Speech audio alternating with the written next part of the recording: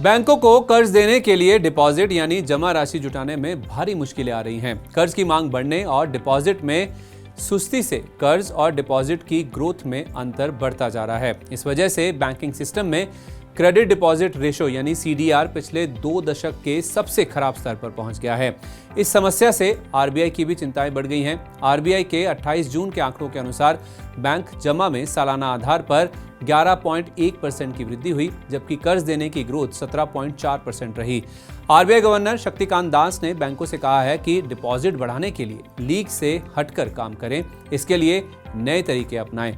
दरअसल मार्च 2020 के बाद से बैंक डिपॉजिट में बचत खातों में जमा का हिस्सा 32.8% से घटकर 31.2% पर आ गया है। हालांकि FD का शेयर 57.8% से बढ़कर 59% पर पहुंच गया। इससे साफ जाहिर होता है कि लोग अब सेविंग्स अकाउंट में पैसा नहीं रखना चाहते, वो बचत खाते की रकम को FD और म्यूचुअल फंड्स जैसे बेहतर रिटर्न वाले ऑप्शंस में लगा रहे हैं। अभी तक बैंक डिपॉजिट बढ़ाने के लिए ब्याज दरें बढ़ाकर ग्राहकों को आकर्षित करते थे, लेकिन अब कुछ बैंकों ने अपनी रणनीति में बदलाव किया है।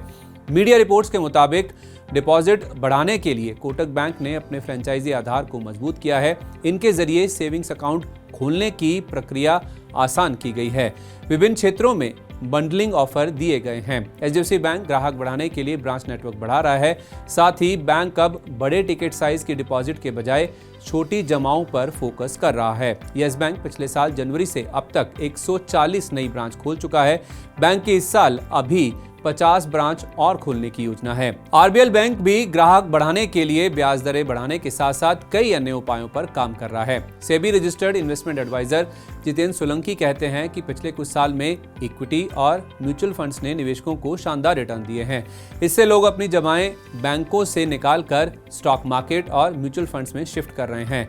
बैंक डिपॉजिट की ग्रोथ में सुस्ती की एक और बड़ी वजह FD पर इक्विटी की तुलना में टैक्स का बोझ ज्यादा होना है। अभी इन्फ्लेशन RBI के टारगेट के ऊपर है।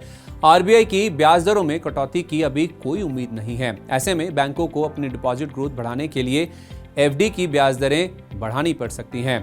अगर आप FD में निवेश की प्लानिंग कर रहे हैं तो थोड़ा होमवर्क करें। डिपॉजिट और क्रेडिट के रेशो में सुधार करने के लिए बैंक FD की ब्याज दरों में वृद्धि कर सकते हैं, इसलिए अपना पूरा पैसा एक साथ निवेश ना करें।